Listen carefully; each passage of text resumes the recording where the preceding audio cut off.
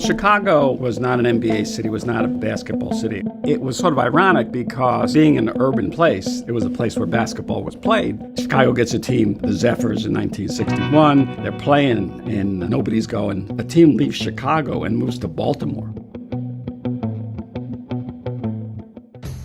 Dick Klein, this local businessman, he sort of had a dream about getting a pro basketball team.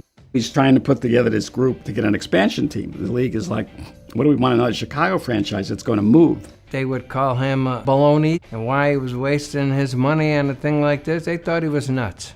Dick Klein set up ownership where he was a managing partner, but he wasn't the biggest financial holder. And they ended up hiring Johnny Kerr, three-time All-Star and a champion with the Syracuse Nationals, hires him to be the first coach.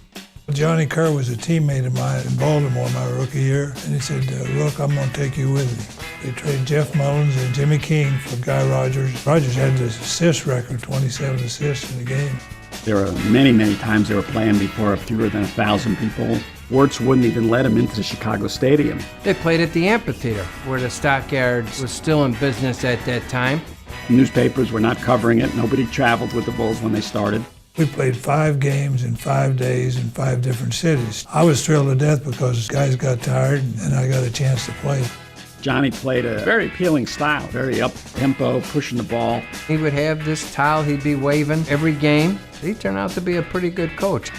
When they made the playoffs, the amphitheater had an offer for a trade show, so they kicked the Bulls out.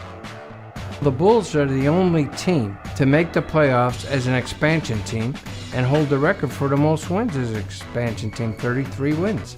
Well, I think the job that Johnny Kerr did the past season was one of the greatest coaching jobs that I've ever seen. You have dedicated men playing and you had dedicated men running the organization. The fans were getting to know them, and there was exciting games every night. The team kept winning and the fans really enjoyed it. The amphitheater was full. They thought, well, these guys are going somewhere.